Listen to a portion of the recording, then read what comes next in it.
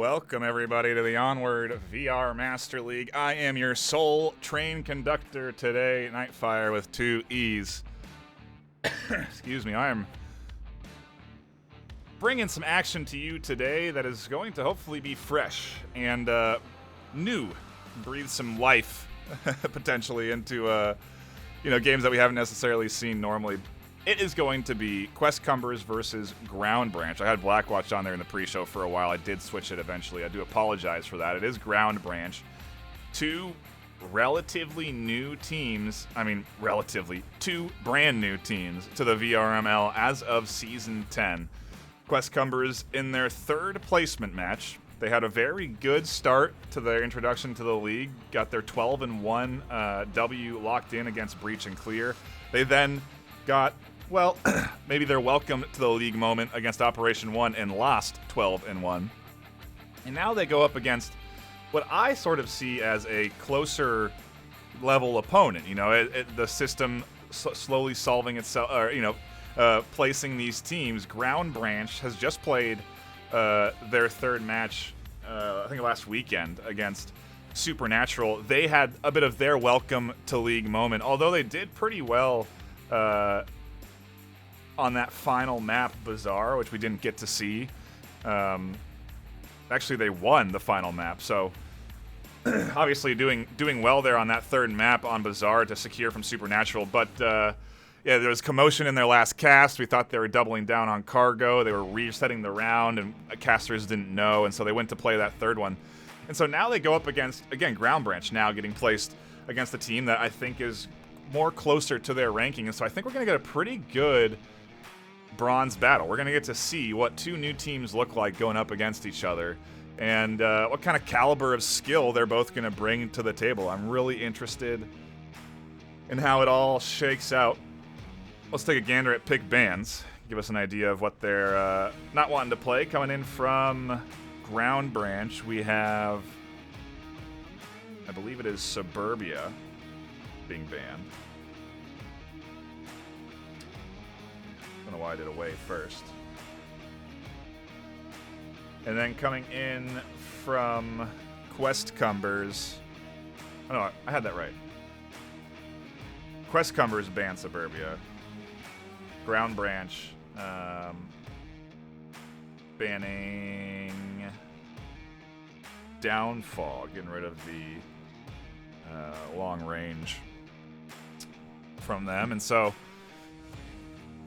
what do we have left on the table? The likes of Quarantine, which will be interesting, because I think that's kind of a new map for veteran players, but obviously just another map for 1.8 players. They haven't known anything else.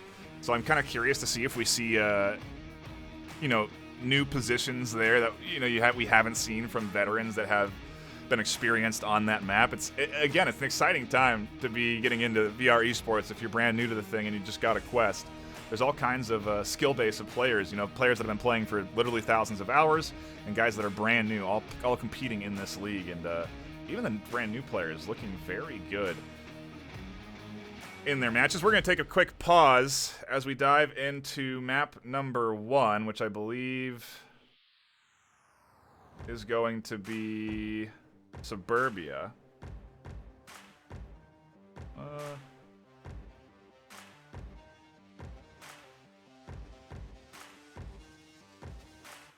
Maybe they banned Subway then.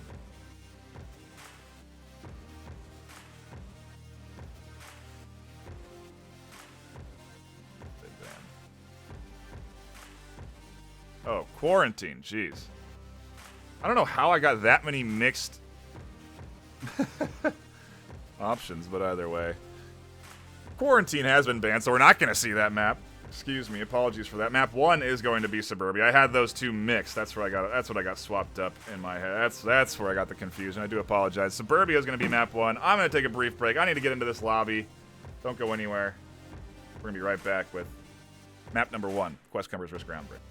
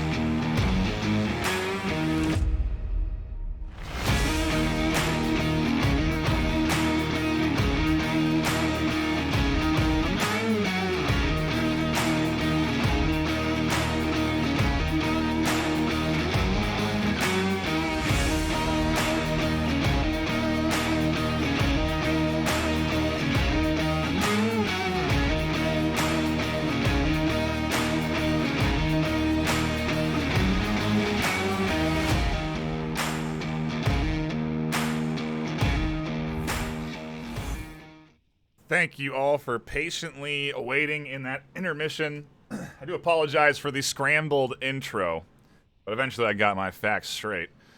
And I am here now on Suburbia for map number 1. Let's take a quick look at active rosters for today over on Questcumbers. We have Varix, Dante Meme, Dr. Anthrax, Ronald Reagan V, and Zahando. Over on Ground Branch, we have Melted T, Little Sayonara, Legend X, JRN1, and Ollie Howden. I remember having the old Ollie Oily controversy last time we were spectating, but I don't think we're going to have that issue today. Either way, it's going to be an exciting battle on Suburbia, especially with our first objective being Middle House.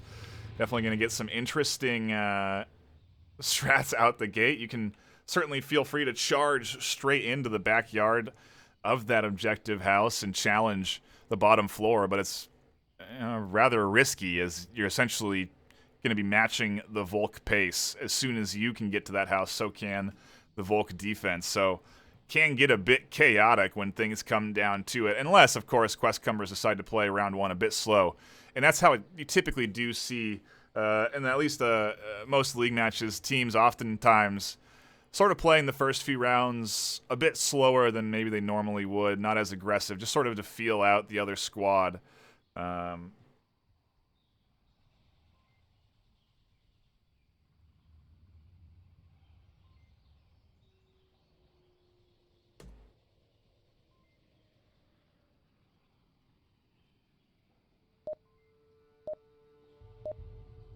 Giving the go-ahead to the teams. Just making sure we weren't getting any, they weren't waiting on me, and it seems they might have been. Either way, they are now ready to go. Questcumbers versus Ground Branch, round number 1. Let's see how this Questcumbers squad teams pushes out. And that's a touch of a unintentional mistake, but you can hear they're a bit disappointed because you have 2 random spawns, essentially, per objective. I got your back on the, I'll go, I got lane 3.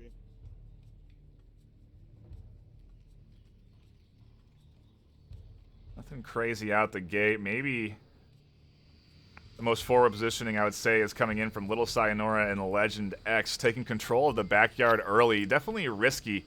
And they're lucky that this Questcumbers team didn't push faster. That's a good little nade toss. Gets a fantastic bounce off the roof and catches 2 in lane 2. Legend's going to swing there, confirms 1. Reagan's still here. Able to challenge. Legend's going to swing, finds another. Hondo finally able to retaliate, but not before Legend gets another shot off before he's dead. I don't know what that... Maybe some desync in the spectator cam, but either way... Scoops up a few more, and Ground Branch on defense into that 4v1 out the gate to an excellent little bit of aggression.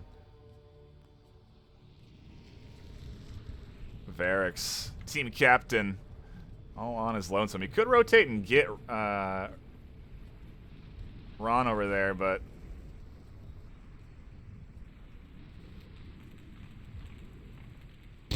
yeah, it's going to be a lot harder to challenge the 1v4, I think, by himself.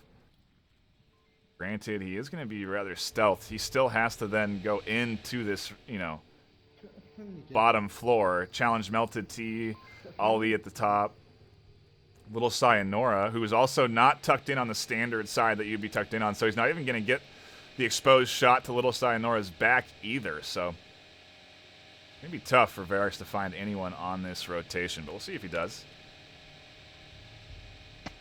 I mean, really, he can sneak in. JRN1 still assuming there's someone over on Marsok's side of the map, but the reality is Varix has managed to sneak in behind their spawn, and I don't think anybody from Ground Branch knows he's here. Ollie spots him. Sayonara quickly stands up and finds the kill.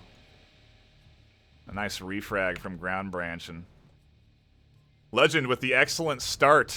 The 4 kills with a nade and a double. Kicks them off just how they want on defense, and they snag that one firmly. 1-0. And again, the point I was trying to make earlier there over the raucous comms of Questcumbers, is that you have Suburbia is not too damning, but essentially you can spawn in 2 places per objective, either the far left or far right backyards here, and shooting gives the other team an idea of where your spawn is. And so what could have happened there is there could have been a heavy flow of pre-fire down this lane. It's what you would have seen from probably a gold or higher squad. But as soon as they heard that gunfire, it would have been heavy pre-fire through the wood, straight down this lane, and some folks would have most likely died trying to rotate out of spawn. Fortunate enough that Ground Branch didn't opt for that and went to stick with their standard defense setup that they had planned, but that worked out pretty dang well for him too, so what do I know? Also, if you don't mind, there's going to probably be some brief pauses in between rounds. As I am your solo caster, I need a break too, so I'm going to take it when I feel it.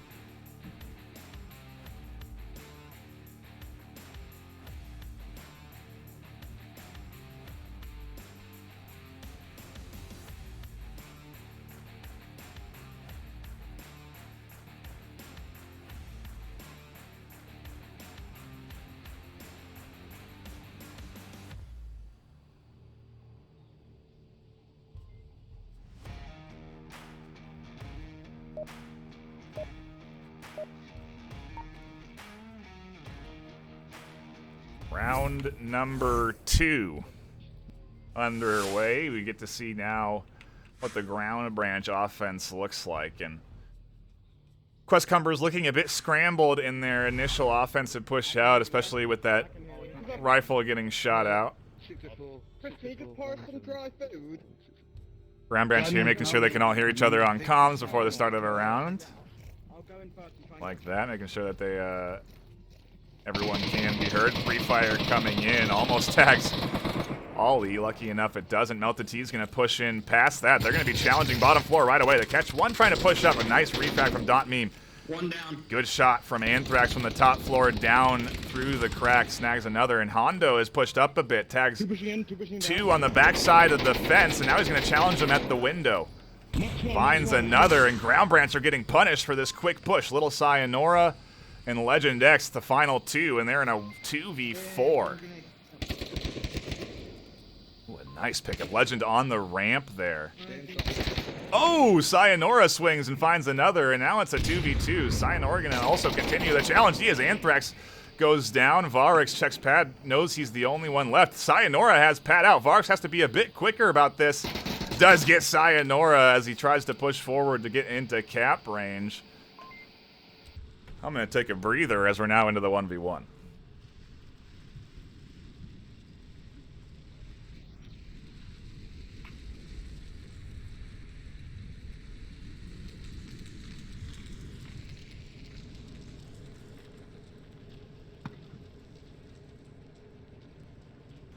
This has been a very solid answer back from from Questcumbers on defense. Granted, Ground Branch finding some excellent shots. Legend X doing great work here, 5-1. But again, he's got the 1v1 here ahead of him. Plenty of time to work with. I don't know if he has any utility. Curious what his plan is here. Maybe look for a pick through this window up into that second floor.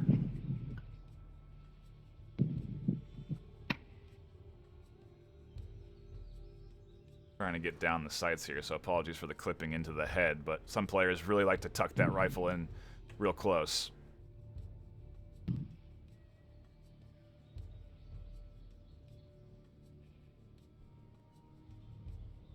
And yeah, Legend has gone up into the second story now, and he's going to be bearing down on Varix. Varix has tucked himself in, and he is not exposing himself to any window positions. He's patiently waiting on the stairs for that stair push. It's the only thing that Legend has that he can do, and so no reason for Varix to expose himself to any other angles. And he has, again, the only real risk here is if Varix somehow clips himself through the wall, but I don't even think you can do that on that wall. So he should be safe as long as he stays on this corner. The challenge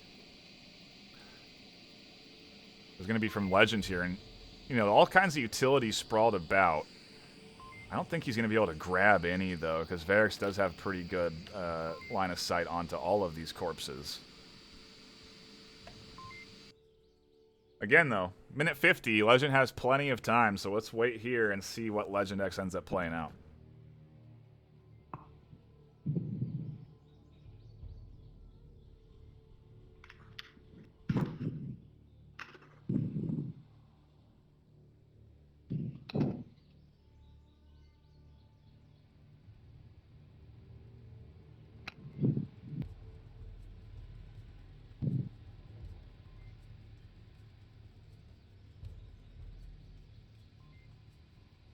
Minute 20 now, and I think the push coming in here from Legend.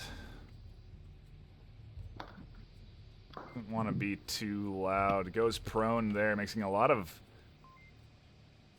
well, a bit of audio as he gets prone. I wonder if Varix picked up on that on the front yard. Also hearing an occasional breath from Legend X. That's information for Varix to work with as well. Definitely giving away the position. Varix should have a good idea just by listening to the comms, just by hearing Legend stand up there.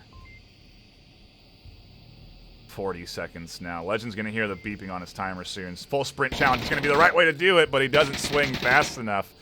Questcumbers keep things close for at least the first 2 rounds as we go tied up 1-1.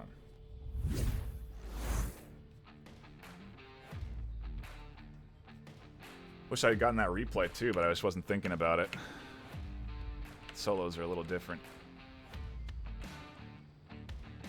Either way, I'll still try and snag them. Solid defense there, though, again, from Questcumbers. Really good answer back. A little bit of counter-aggression out the gate on that backyard. Got to be aware of that ramp, of that slide position. It's very effective. You can bear down into...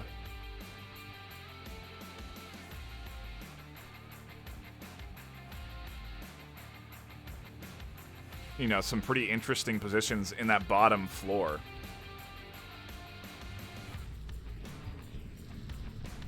I mean, you just have so much vision. Sure, you're pretty exposed. But again, not a lot of players are checking this.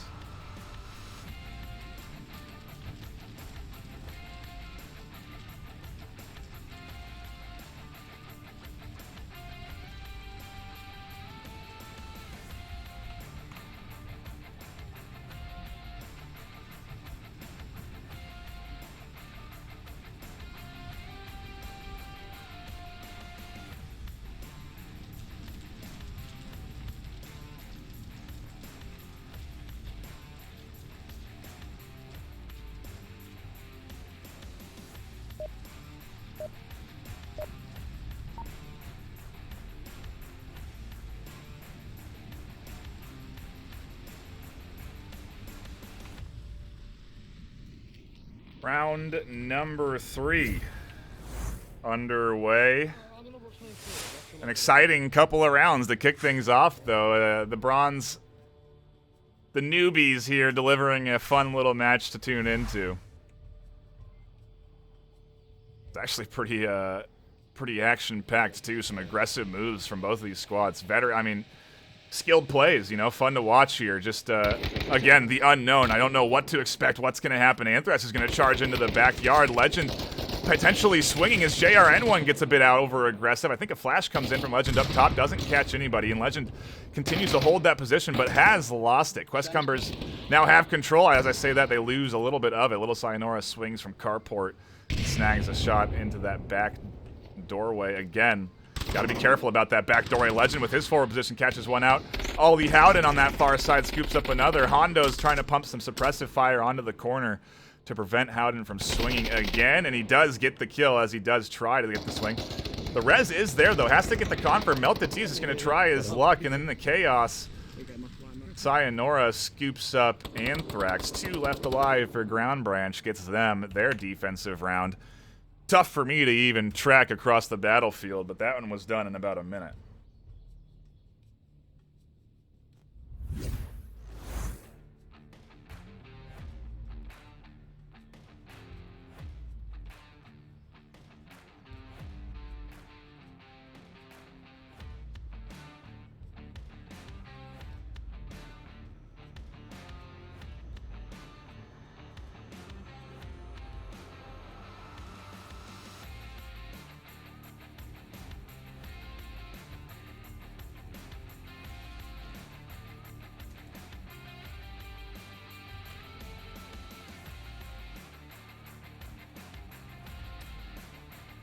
Questcumbers' offense so far a bit scattered.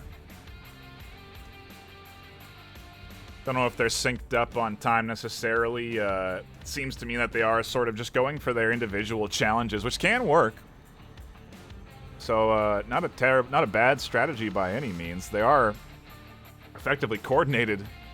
You know, one way we know they're coordinated on their timing, at least in terms of how they push up, is that they were dying across the battlefield at the same spaces. So, you know, they're certainly playing it quick, but that can also bite you in the back a little bit because you don't necessarily get the comms, and you can't necessarily gather the information like you would want to after a kill. You know, if you're all playing fast and 2 people die, there's nobody to call out this or that or provide information, and so some things can get lost in the sauce, if you will. But again, teams also thrive off that chaos, so a strategy that can work, not to be knocked by any means. And we'll see what sort of defense they throw out here, because they did a great job on round 2. See what kind of defense they throw out for round number 4.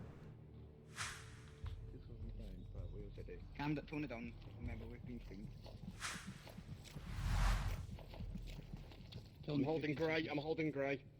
Move up, move up.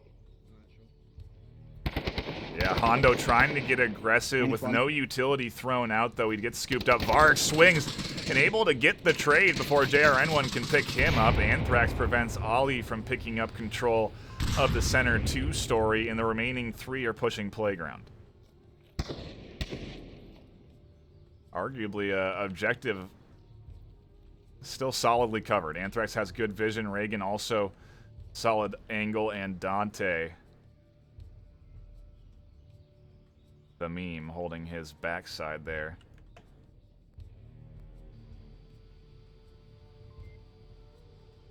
For a second, I thought he was tucked into the bushes. He should have potentially... No, he doesn't. He's tunneled onto that corner. And I actually don't think he has the line of sight to spot JRN1, nor can JRN1 spot him. So it is an effective position. The flash comes out and over. I don't think that catches Ron. Another one into the direction of Dante. That's actually probably going to flash Dante. No, it doesn't. Dante not blinded by that. I certainly thought he would have been, but he swings off of that flash and picks up 2. Legend somehow able to get Dante as he falls to the ground again, and Ground Branch into a 1v2. Melted T has to take control of this building first as he goes up to challenge Anthrax on this top floor. The trade between the 2 of them, the final survivor sitting in the front yard, gets Questcumbers their defensive round, and we continue to trade both rounds.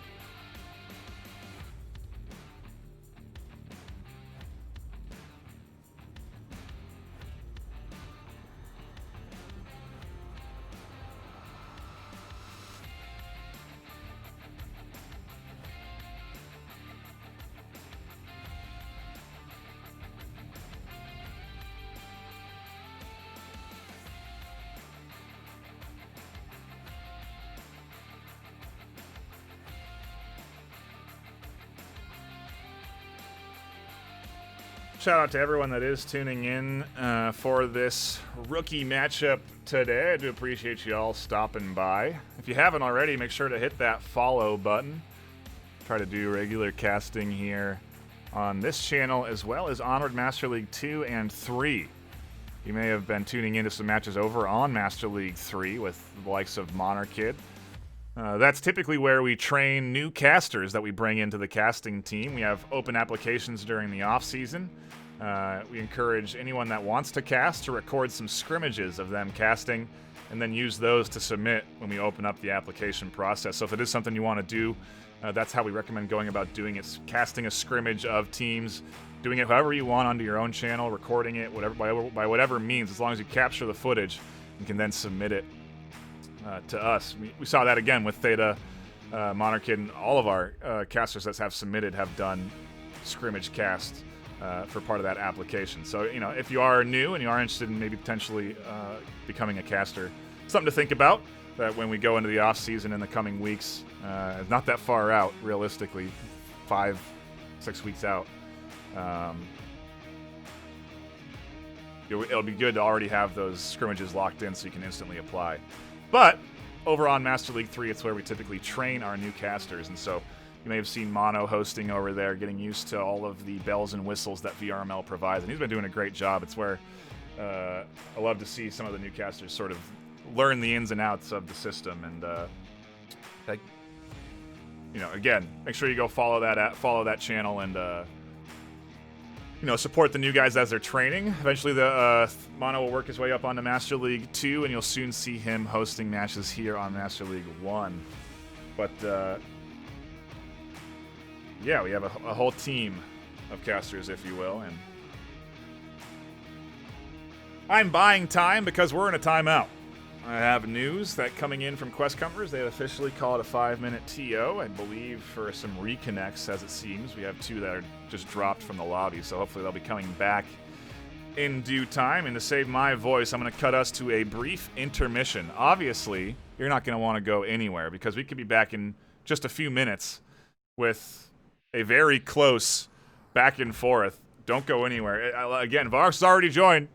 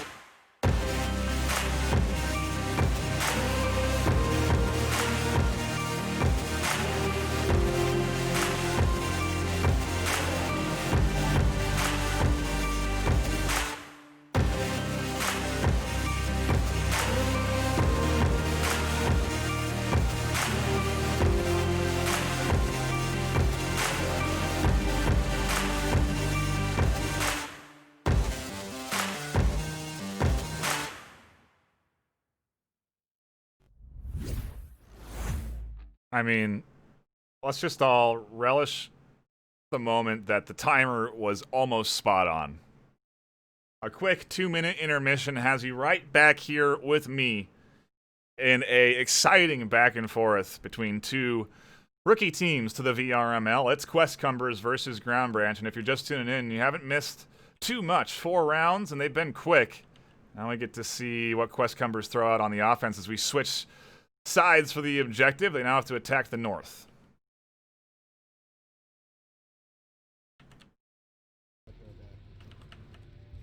What? Get down, get down, get down, get down.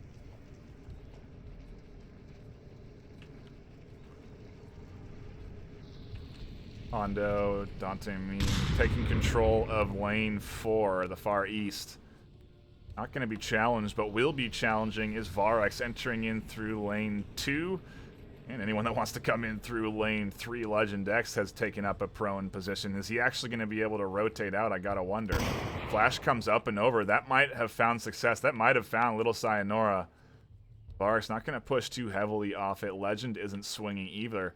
And under the eye of Legend, Dante and Hondo are scooting along. Legend's still going to miss this angle. These two are rotating around lane 4 ever so quietly. JRN1 prone, scoops up one. Legend X quickly peeks out and finds the other in the center. Just like that, 2 gone. Dante not reacting to the shots he just heard to his left from Legend. We're going to have to split our attention because he's going to get challenged. That's a very good flash. There's a follow-up one just to keep him blinded. Legend might be able to find the kill here soon out of playground. Does catch a completely blind Dante Mean. Pushes up here to the slide. Takes some shots down to Ron. He could have also hit Anthrax. Finally is spotted, and obviously at the exposed position he's in, does take a couple of shots. Meanwhile, the push still coming out here onto the west. On objective side, Anthrax going to challenge the shots here. Somehow it doesn't get tagged quite enough. Does end up peeking himself, exposing himself, excuse me, to the likes of Ollie. Someone getting team killed there. Nice pickup from Ray. It's now a 1v2 as Ollie finds the kneecaps. 2 left alive. Grab Ground Branch their defensive round. And again, we continue to trade Volk rounds here. Ground Branch pushing it up 3-2. And if we continue this, Ground Branch will take map 1, which is Questcumbers map pick. Something to remember there.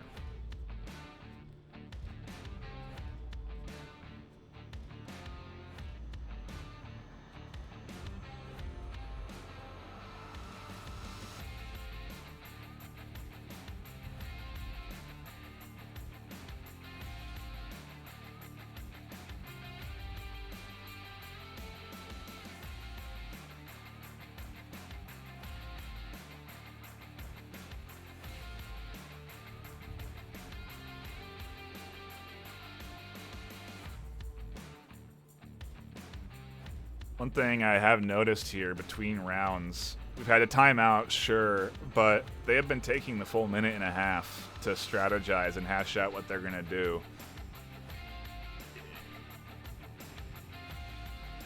Something interesting there, you know, sometimes you kind of get into a rhythm with those higher ranked teams where they already have their plans. They're not necessarily, well, maybe they are reacting, but I like to think they've done their homework in most cases, done their research. In this case, both these teams don't really have footage to go off of from each other. Granted, Ground Branch has had a game cast, so Questcumbers could have done some research to kind of get an idea of how Ground Branch plays. But this early on in a team's development, they could shift, they could change drastically week to week, and especially after being cast, you get a lot of information on your play styles, what works, what doesn't, from an alternate perspective. So I'm excited to see how Questcumbers learns from this one, because already they're looking to do, I mean, they're looking good right now. I'm also curious how this defense looks. They have had some very close rounds on defense. Ground Branch nearly taking Marsoc rounds, and if Ground Branch takes this Marsoc round, they take the map. So everything on the line here as we get into round number 5. 6. I can't do math.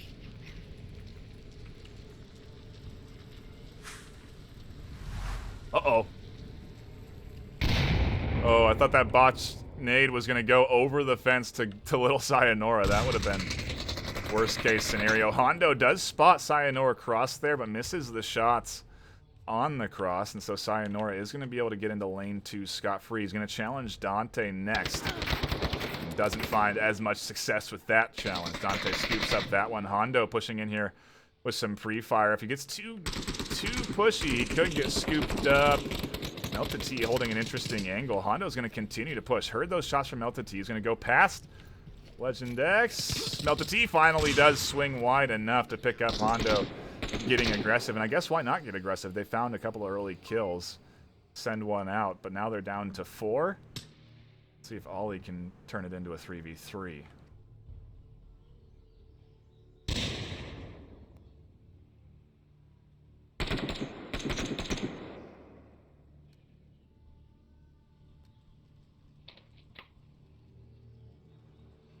Interesting to not hear any communication from Ground Branch there. Ollie does get information on the shooters there. Does actually pick up Dante. Nicely done. A nice pickup from Melted. Questcumbers defense getting picked apart one by one. Now Varix, the last alive. Legend swings wide, finds him. A nice refrag from Reagan, but Melted T. No, excuse me. Yeah, Melted T actually finds it. Ollie also putting some rounds down range. Find the final defender, and Ground Branch take the first map from Questcumbers' hands, 4-2. Maybe a bit closer than Ground Branch anticipated there, as Questcumbers did an excellent job to sort of lock that one in. Map 2 is going to take us to Cargo. Ground Branch's map pick.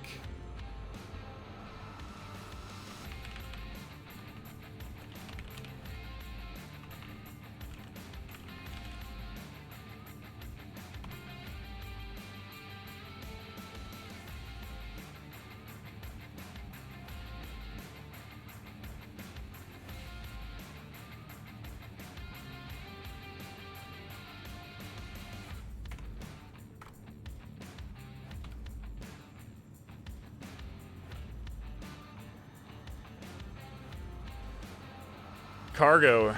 Next up, though, I should be exciting to watch both of these teams duke it out here. Suburbia was a quick one. Cargo, an equally tight map, arguably even more close quarters than Suburbia, and not a lot of utility. We didn't see a ton of utility, honestly, on Suburbia. We did see some flashes come out. They didn't find much success, but I feel on Cargo, the flash and the nade, even a bit, I don't know, I think Suburbia, they're pretty dang effective, but a little less room to hide per se here, as you're all on the same floor, and so the option of those nades hitting your target, I think a little bit more, a little bit higher chances of hitting your target here with nades.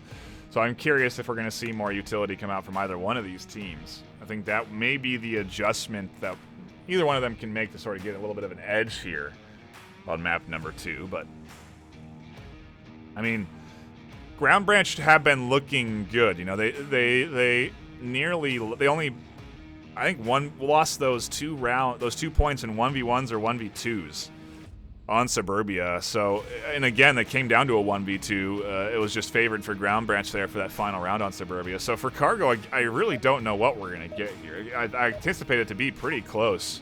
You know, this Questcumbers team on their 3rd match in placements doing pretty well to snag rounds. You can tell, though, you know, they still don't necessarily have infinite, hundreds of hours in the game. They're still talking about positions when they load into the round. And again, you know, all rooms to improve. Nothing I expect out of a rookie team. Just something to kind of note. Differences in play styles. You know, you don't necessarily see that out of new teams, although you do. There are very good teams that are higher in the ranks that play just like that. They're hashing out their strategy the moment before. This is looking like a planned strategy from Ground Branch, and I called it. Utility could be the major factor that'll get one of them the edge, and we've seen a lot of it come out. None of the utility they threw was terribly effective, though. The positioning of Questcumbers very defensive. Var's gonna miss early shots. JRN one somehow gets inside, luckily trades with another. Hondo's gonna find a pickup of his own, and in a flash, the hard full team push from Ground Branch gets shut down from a very passive Questcumbers defense that Ground Branch was very much not ready for.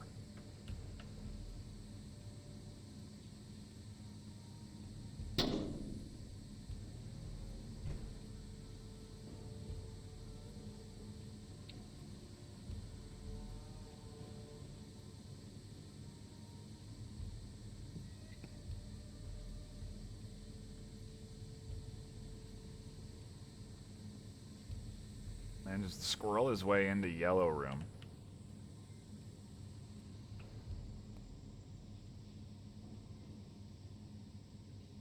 Yellow room? Why did I call it that? Have I heard that? I don't know. I feel like I've heard that somewhere for this room.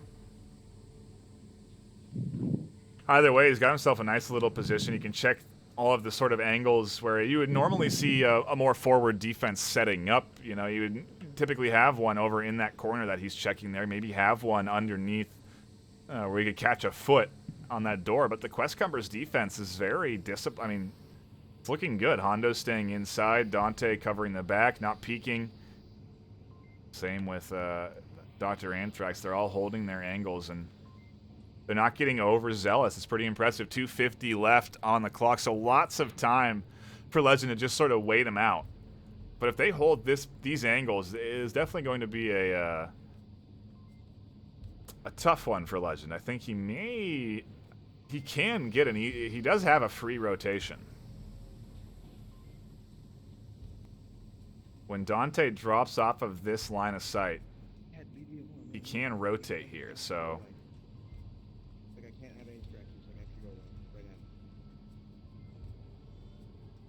Little hearing something in the distance there. Hondo getting some real life interference.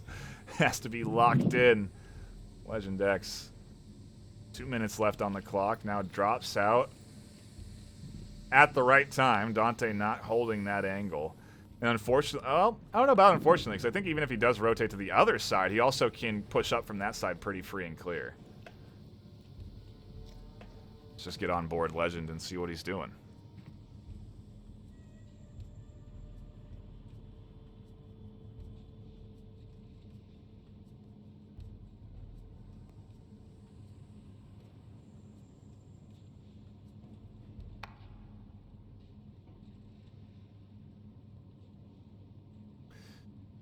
Ground Branch have been looking good so far in this series. Definitely, to me, appearing to be a bit more of the practice team. I can, again, you know, bite you in the butt a little bit if you're feeling overconfident on your plays. We saw, I mean, again, the play that Ground Branch threw out there was perfect if Questcumbers were playing aggressively. And why wouldn't you think Questcumbers were going to play aggressively? Considering how they've been playing, it lines up perfectly. Anthrax could have spotted one there. The trade.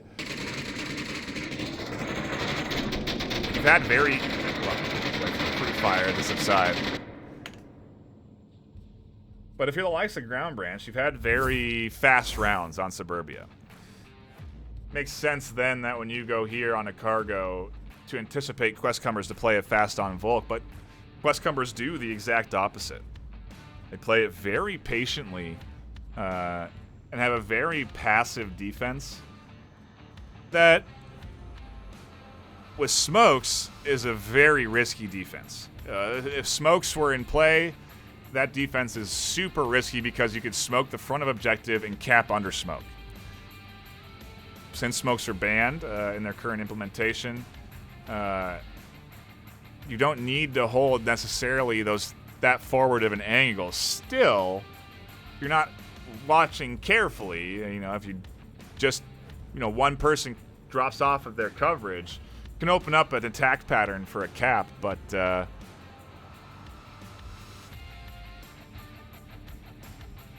solid defense there from Questcumbers. And again, an equally interestingly coordinated push there from Ground Branch. So this match delivering for me with all the expectations that I was hoping for to be watching new teams. This is what I come in here to do. I want to see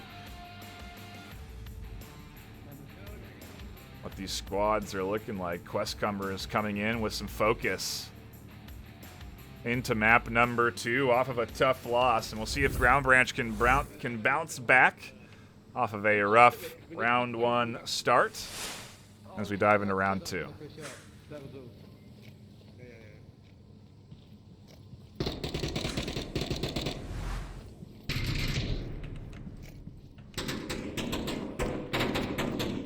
Incredibly aggressive offense here from JRN when he's already into the face of Dante. Somehow, well, not somehow, lucky word I was looking for, that they traded there, because that could have been a lot worse. The likes of Questcumbers. Ollie still pushed up here, though. Scoops up another. Turns it into a 4v3. Varix pushing up. Hondo pushing up. And they both now surpassed Ollie. Little Sayonara finds one. I'm waiting to see if Reagan's going to pick up Legend X through the window, or if Ollie's going to peek here as well. Reagan's definitely challenging two potential defenders. He's going to continue to charge forward. Gets himself into a trade. The revive on the opposite end of the spectrum there. And Varix now, the lone survivor in a 1v3, and the tides have turned for Questcumbers. Ground Branch getting aggressive on defense, and that works for them. And so you're just seeing two sides of the coin here, how you can defend this objective, and both of them paying off for both defenses. Varix still, though, has the opportunity to come back, and we've seen plenty of, honestly, plenty, for me at least, of 1v5s on cargo, so I know it's possible. And he could rotate and get a res, so he could turn this into a 3v2.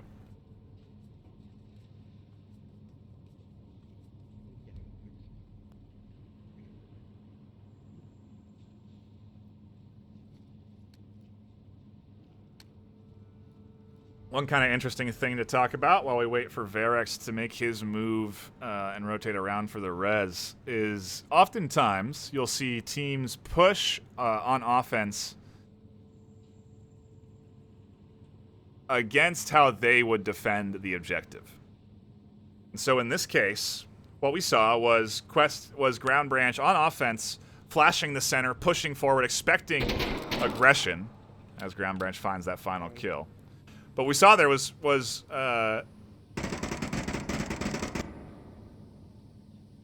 Ground Branch pushing on offense in round one, expecting Questcumbers to be pushed forward.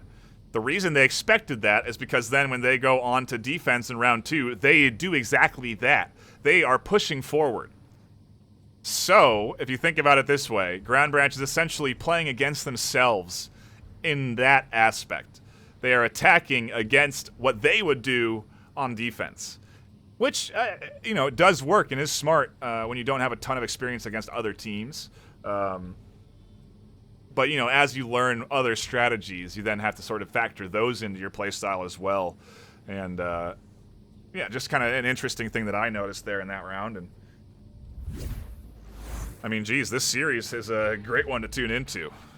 Tied up here in map number 2, 1-1.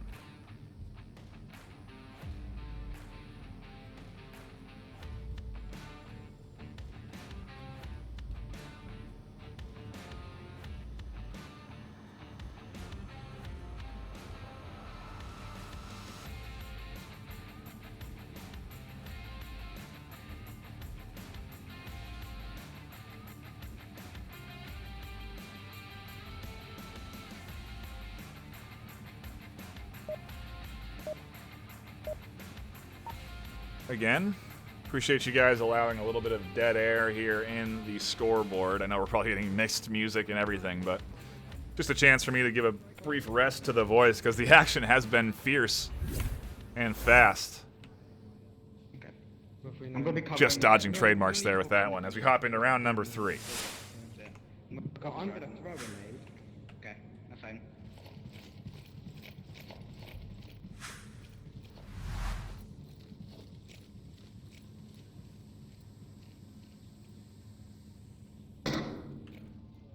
Bit of an early offensive push here from Ground Branch, pushing forward. Objective has swapped to the other side of the cargo crate. So this is the one that they have to be a bit more careful about potential caps. Good nade over there to Dante. Meanwhile, they're going to be able to rotate pretty easily and pick him up. So quickly patching that little hole in the coverage. Flash is coming in from JRN1, and he's up on objective. This is the risk of this objective, too, is if you don't have coverage here in the front, the cap can come out. JRN1's pad out. Cap's coming in. Suppressive fire onto Hondo. He goes down. Varix isn't peeking, and Ground Branch cap. That's the risk. That's exactly what I was talking about with being too passive on defense, is that if you sit too far back, even on this objective without smokes, the potential for a cap is there. JRN1 comes in, and I just had my objectives mixed up in my mind. Maybe I predicted it too. Either way, Ground Branch, whoops, got scores mixed up there, are now up 3-1 on map 2. tough blow to the morale of Questcumbers if you're trying to stay in this one, especially after losing a close Suburbia round series as well.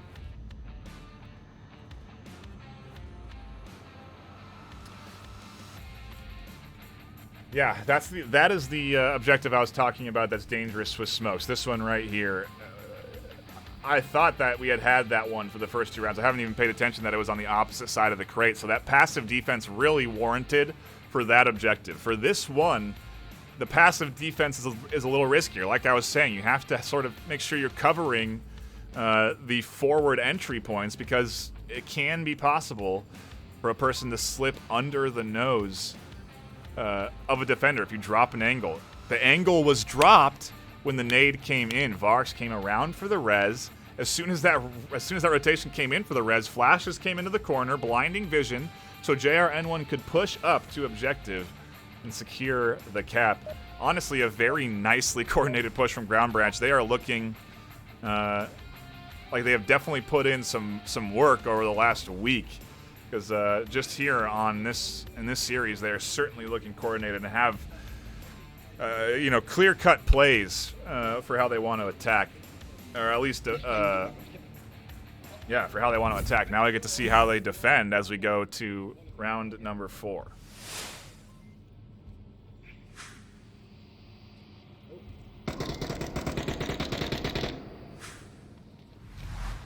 Again, the aggressive defense here from Ground Branch. The question is Questcumbers going to adjust to that aggression? Dante on the corner, snags JRN1. The comms from Anthrax throwing off JR as he pushed forward, and now Anthrax has Legend down. Ollie pushed up aggressively. He goes down. The aggressive defense from Ground Branch getting absolutely picked apart. They have this heavy lead, 3-1.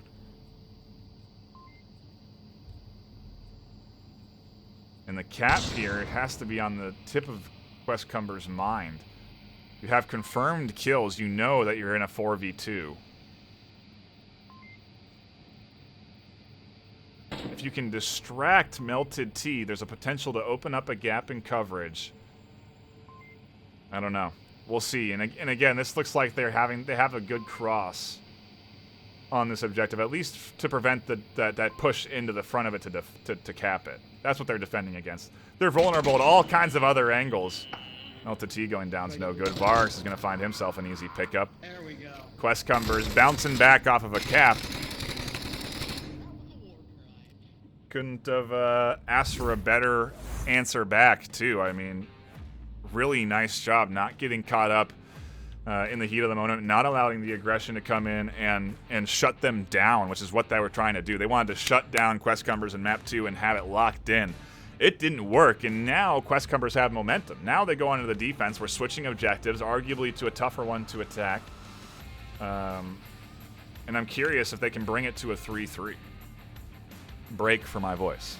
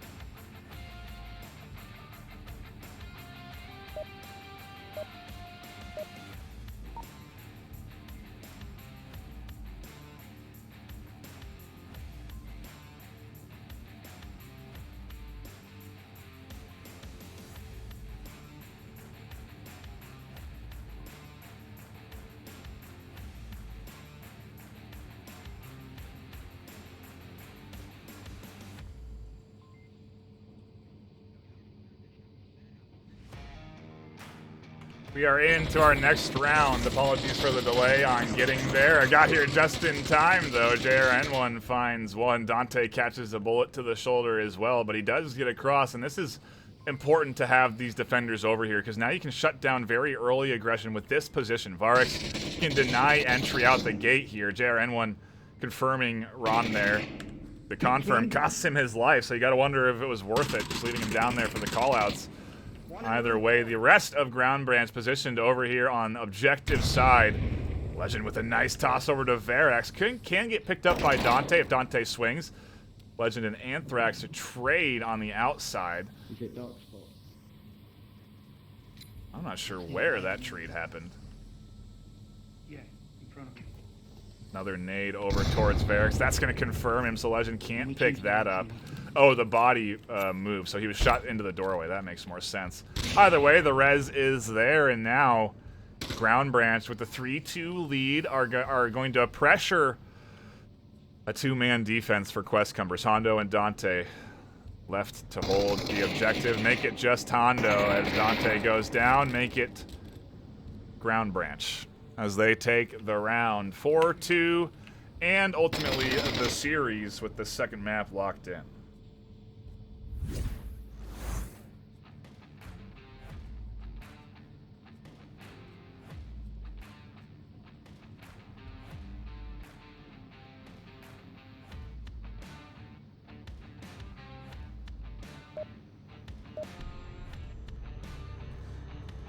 Map number 3 is going to take us underground and to the market as we go to Subway. As a reminder here, the way we do it at the VR Master League is that you play all 3 maps. The reason being is because your how much rank you win or lose depends on how many points you secure over the course of the series. So Questcumbers have done good to put points on the board each map they've lost. Ground Branch have done good to get a little bit more, to push it from more than just a 1-point lead, a 4-3. They've gotten 4-2 each map. So the total scoreline 8-4 right now.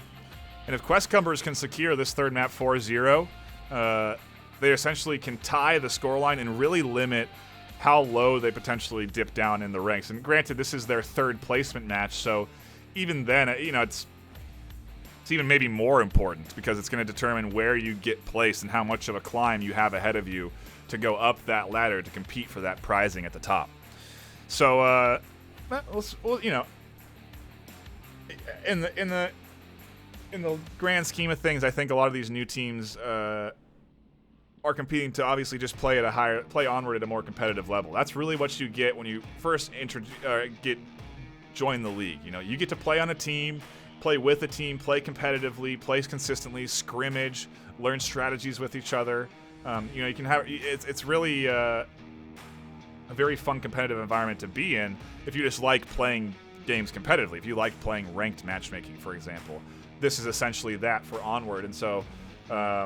It adds a little bit extra hype to your normal day-to-day gaming, and so I think that's what a lot of the bronze teams play for initially. But obviously, the goal is to climb that ladder and get to the top, where you're then securing decent amounts of prize. $1,500 in prizing on top of $3,500 from in gear from all of our sponsors. So.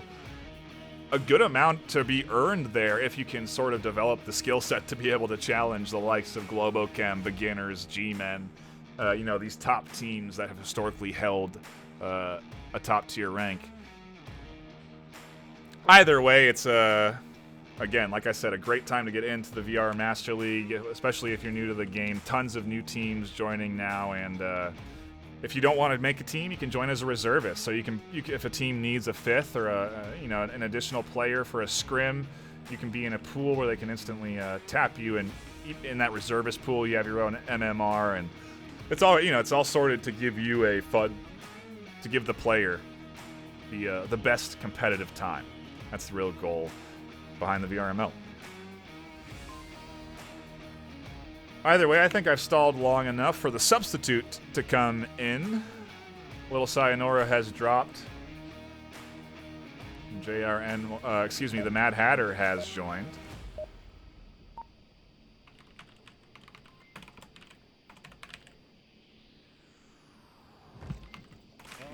I'm actually controller. I like the foot. Just give it a shake, give it a shake. Oh, wait, no. I've bought us enough time to get in to round number 1 of map number 3. If you are tuning in and you are new here, please hit that follow button. Plenty of more VRML action going to be brought to you here across the week. I have a game tomorrow, and you'll see the real stark contrast. Tomorrow is going to be a G-Men matchup, so it's going to be a top-of-the-line, top-rank, worldwide teams duking it out. So I do encourage you to tune into that one. You can definitely learn a thing or two in positions and tactics and how those players play. But even then, those teams are still learning and adapting and shifting up their strategies, probably learning more from these new teams than anything, because you get to kind of see interesting positions that maybe haven't been thought out before. The slow push here to these stairs, seemingly calculated, but is a risk. You know, JRN1 at any point could swing here, and he'd have a couple of exposed Marsoc pushing down the street. Varix obviously holding his eye on that angle. You see a couple of lasers drawn in there to the corner to make sure. Quiet with their comms as to not give off too much of a audio presence. And we'll see if the stealth approach down this lane ends up working out for them. Let's take stock of the rest of defense here. Ground Branch have sent Legend X to watch for the entry up the stairs from the underground, and that's really it that's covering this back entryway. It's actually a bit of a weak point for this defense. Ollie going to be the number 2 to Legend, and it's going to come down to Ground Branch rotating, maybe JRN1 flanking. That could be the potential move, but this Questcumbers offense is being quiet and patient, working their way up. And as I say that, Varix able to get JRN1 getting a bit antsy on defense. Should get that confirmed too, but doesn't put the shots onto the dead body just yet.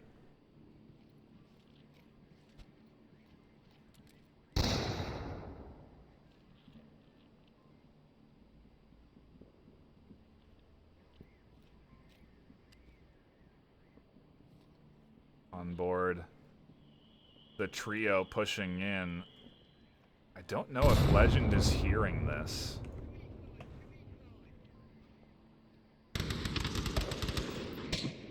Well, seems he was. He peeks out, finds one, but quickly picked up. Comms coming in there from Ollie. Melted T has to hold his angle there, because now they're getting challenged, and it's a good timed push here from Questcumbers. They're applying at all the right angles. Melted and Mad Hatter pretty drawn into this side. Now Melted can swing. Is it too late? No, it's not. It's just in time. Melted with the double gets Ground Branch a round win. What was looking like a nicely timed push there from the likes of Questcumbers ends up getting completely shut down in a furious double there.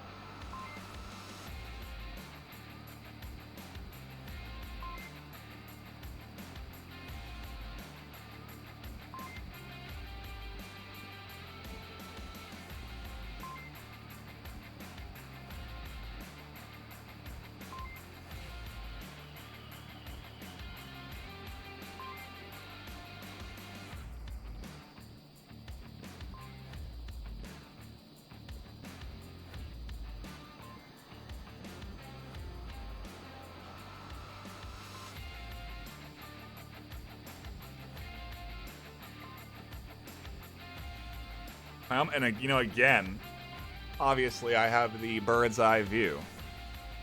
But there is definitely a lack in coverage on the backside there.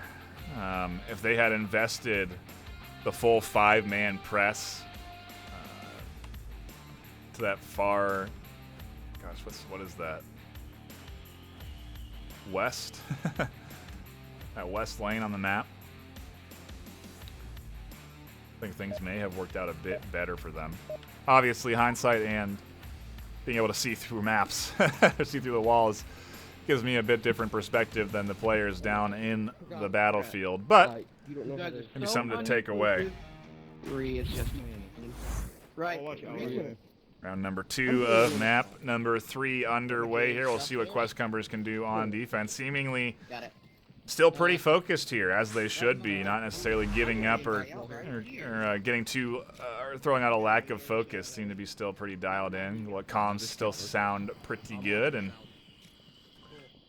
it's looking like a tight defense around objective courtyard, which actually might be the right play. I'm trying to take a look at where this push is coming from on the offense, and see a few going upstairs. JRN1's going to be getting aggressive. He's just charging to the back stairwell here. He's already here. He's not going quiet by any means, and should be heard pretty clearly by Varix as he makes this approach. I feel like JRN1's investing heavily in the fact that no one from Questcumbers has set up a defender here, and after hearing those gunshots, yeah, he's definitely getting a little overzealous. Somehow Varix nearly misses him, does get the kill there, and We lost guy on north. into the 4v4. Mad Hatter has picked up one here on the north. Oh god. He's able to now sort of suppress this lane, which just opens up tons of moves He's on the dome. for Ground Branch. I don't think any of those are going to come out, though. You're kind of looking again at the rest of... He's down. Oh, geez. Scooped up there by a quick peek from Anthrax. But taking a look at the rest of the offense, they're all sort of way behind. Ollie's still in the underground working his way up. Legend just coming out of the stairs. Melted working his way around the backside. JRN1 definitely getting a bit ahead of the rest of his team there. Not necessarily what Ground Branch has been showing this majority of the series. They've been pretty coordinated, but this one definitely seemingly a bit less so, maybe giving Questcumbers an opportunity to tie things up. We'll see. Alpha T is going to work his way in soon enough.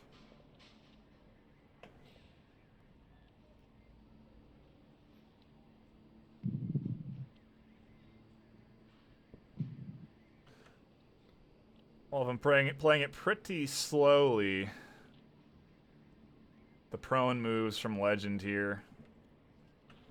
The slow crawl from Melted T, and you see a dead friendly here. Should be some sort of information you can gather from that.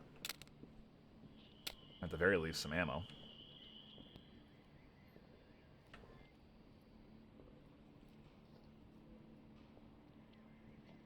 Ooh, Ray swings off of the footsteps of Melted on the corner. The flash comes out. That might be good. No, it's not. Anthrax has full vision still. Was blocked potentially by the roof above his head from that flash. Picks him up, but is he going to be ready for a third? Ollie's going to slowly work his way up the stairs there soon enough. Dante next on the potential chopping block. Is Legend able to find that pickup? And it's a 2v2 now. Legend going to charge in down towards objective.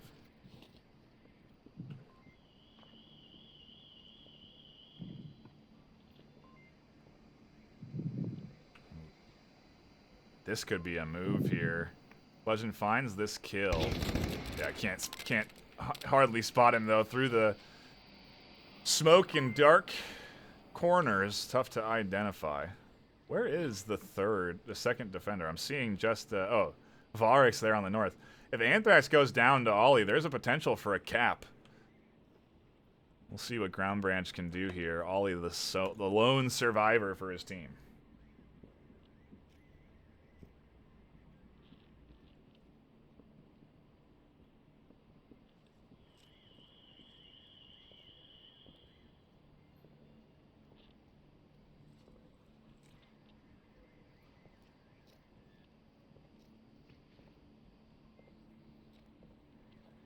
Ollie getting a bit loud on this approach. And again, it's going to be so hard for him to spot Anthrax through that smoke.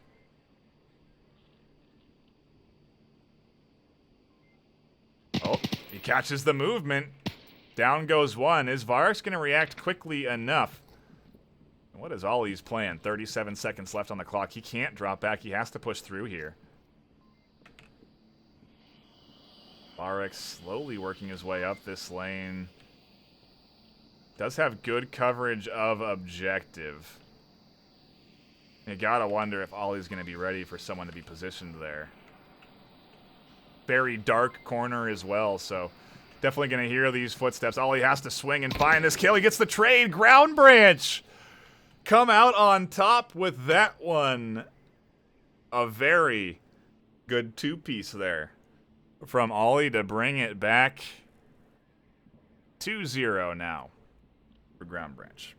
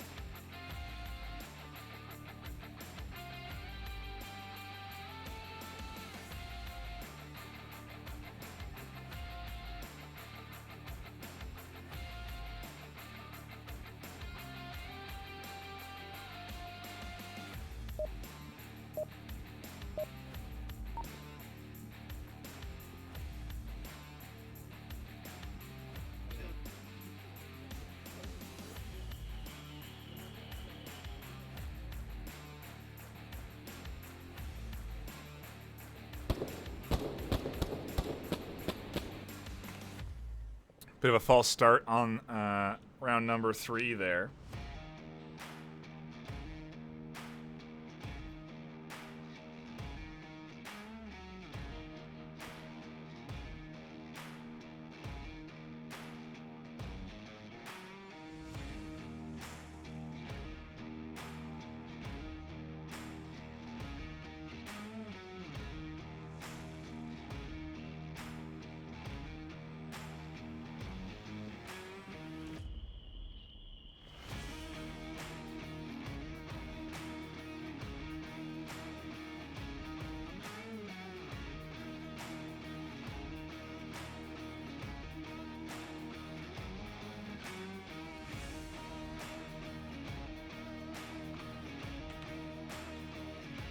Hopefully we get into the start of our next round soon. Again, you know, I pointed out we've definitely been taking the time between rounds, but the rounds themselves have been pretty dang quick. I mean, this whole series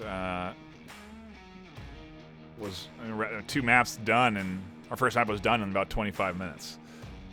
So pretty quick rounds, but both teams definitely taking the time between the rounds to hash out their strategies. And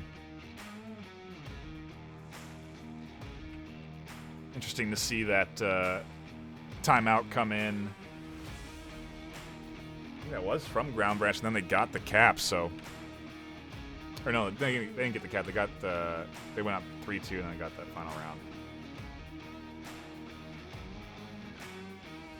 But I think it's the second time I've seen a tactical timeout.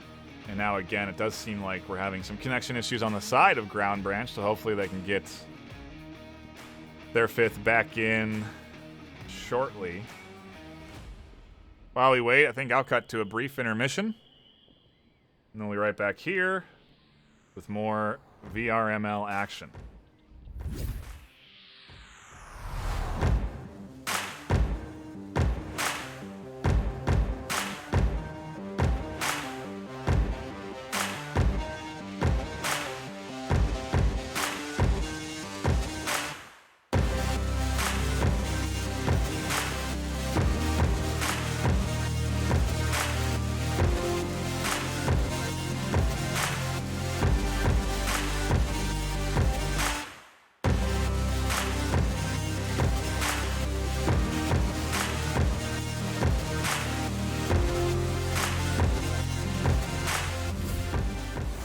Not even the full minute 20.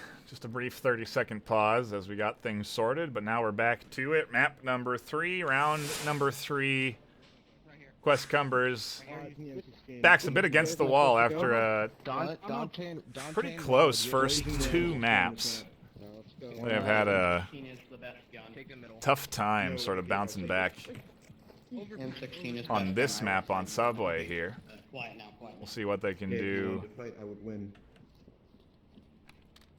on Marsoc.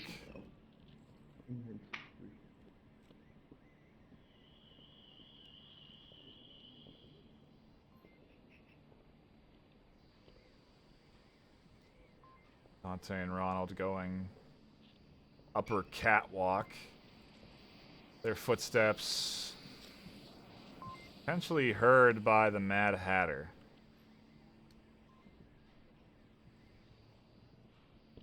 No, I think he might be too far away to hear those. Oftentimes, you'll have a defender position themselves right here at the entryway to the underground for multiple reasons. One of those being that you not only are covering this entryway, but you can also then hear any footsteps above you as they work their way into that catwalk. Gain yourself a little extra information. See Ron through the floor there trying to get the attention of his teammate. Can't quite get it. JRN1 denies entry onto the south stairs.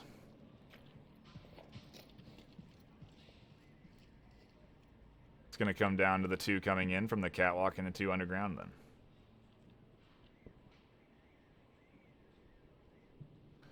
No C4 being placed either, since that's been banned. And I haven't seen any smoke, so I'm assuming that those bans are in effect. Both teams can agree to use either utility piece, but they have to agree on it, and I don't think either one of them has. I mean, C4, definitely interesting one to agree to, considering how there's no way to properly defuse it if you're an enemy. So if you see a C4, you can't prevent anything from blowing up there. Interestingly enough, Ronald's still checking the lights. Typical C4 placement position there. But it is a big element gone from a typical defense of this stairwell. Oftentimes we've seen defenders opt to get aggressive on this stairwell and push it as a new means of holding it, but not something we're seeing here. Actually, we're seeing a flank. Interestingly enough, Melted T is wrapping his way all the way into their spawn. I'm wondering if he's going to come in through the catwalk here. He's way back there. Let's go on board the rest of the team. One down east side tunnels. There's only 2 more. Excuse me, 1 more. On this bottom floor, Hondo's here. Ollie wins the trade through the metal bars. And we go back to the catwalk as the final 2 Questcumbers push into a 2v5. Realistically, though, not necessarily a 2v5. They have one pretty far away from objective as he is rotating. Ollie's underground. So they kind of have a bit of a 2v2, a temporary 2v2. Mad Hatter and Legend are going to be the 2 they really got to worry about.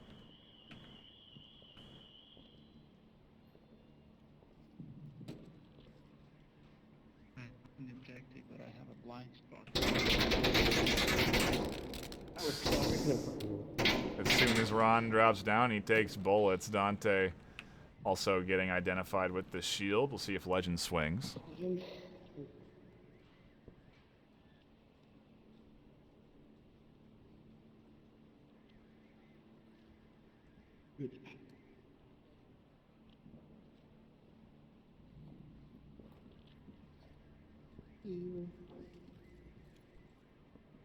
He was going to go for the res. I don't know if Ron is positioned someplace where he can't get hit. His ankle's still exposed. Why would you? Tries the challenge, which was his real only option, and can't get the kill. Now JRN1's going to push the shield. Flash grenade. Calls out flash grenade. It is not a flash grenade. It is a nade. That's going to be a flash onto Dante. Shots from JRN1 come out, find the kill. Ground Branch are looking to snag this one 4-0.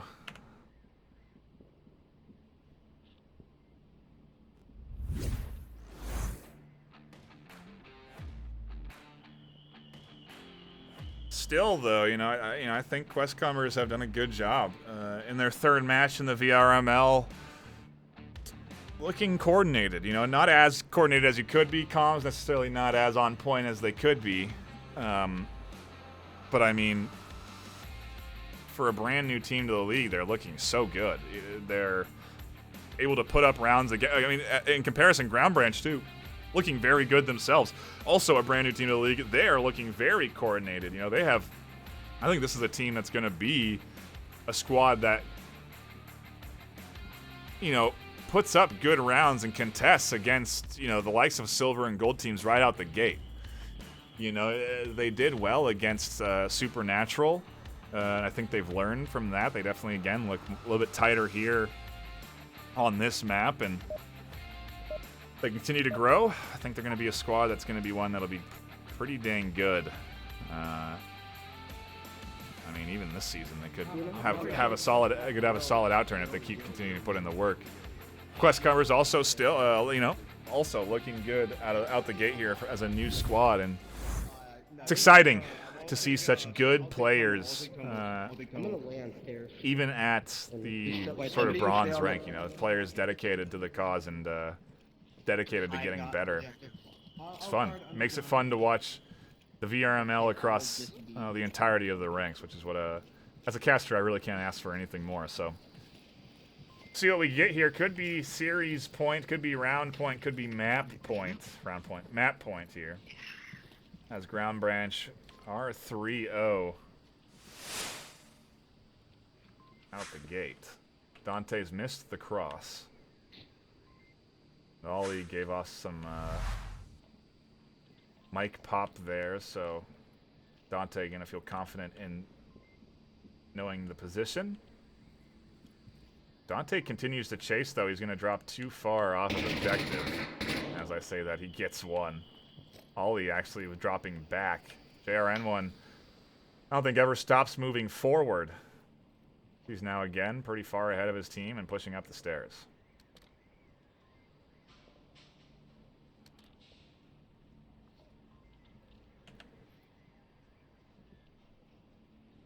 Anthrax in a pretty exposed position. JR is not going to be able to see it, though. The pillar actually denying vision. Does see Dante swing there. Checks pad just to make sure it's not one of his teammates pushing up out of the stairwell. Gets the kill, nearly goes down to 2 shots there. One from Anthrax and one from Hondo. Problem is it's going to draw Hondo's vision pretty good. Melted T able to pick up shots off of the back. A quick refrag from Varg. So we're going to see the rotation off of those shots from the Mad Hatter. Or is Varg able going to swing here and get the Mad Hatter? No, doesn't see Hatter in the darkness. Drops back off the angle. Mad Hatter. What is his plan? Because he is slowly working to the flank on Varg. So we're going to have to go over the JRN one because he's right in the face of Anthrax. The trade comes out. Mad Hatter is rotating around to the back of Varx. Varx has already gotten downstairs and into train, though, so hangs on to his life a little longer.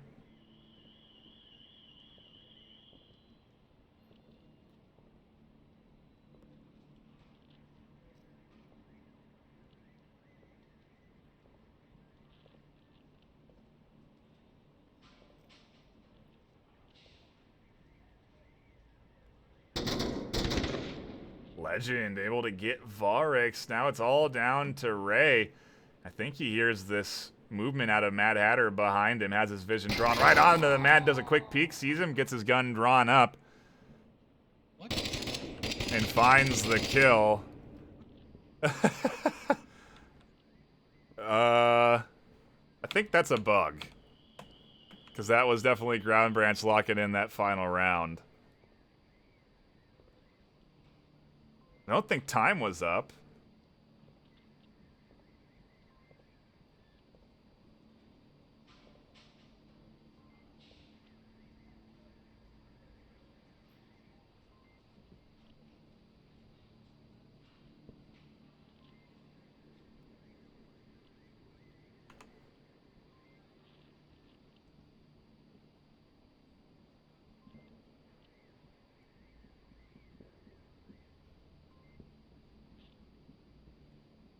Was time up after that round? I might have just not been paying attention to the time. So, you know, I'm gonna reserve whatever I'm thinking.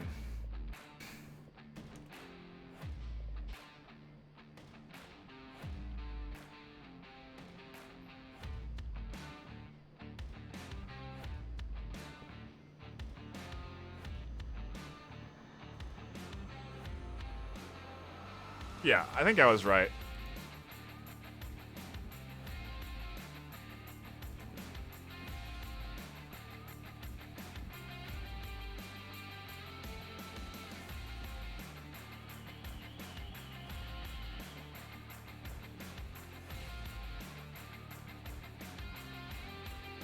Yeah, I'm just getting confirmed from the teams that time wasn't up and that's it. Pretty sure it is. Ground Branch taking that final map 4-0. An odd bug I've never seen before.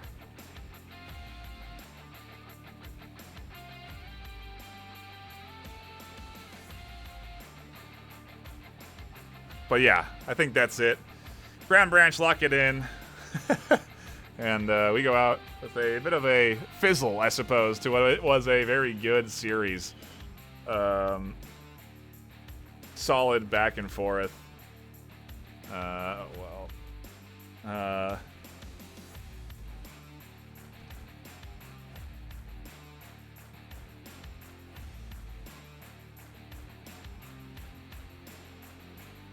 Either way, quick shout out to everyone that has been tuning in. Thank you all of the folks that have dropped by. Make sure you're hitting that follow button if you haven't already. As I was mentioning, we have tons of games here on this channel and on Onward Master League 2 and 3 on twitch.tv. Talked a lot about those channels earlier on in the cast, but make sure to follow those as well because action does end up going onto those channels from time to time. But obviously make sure to turn back to this channel tomorrow at 6 p.m. PST, I believe, for a top-tier matchup, G-Men versus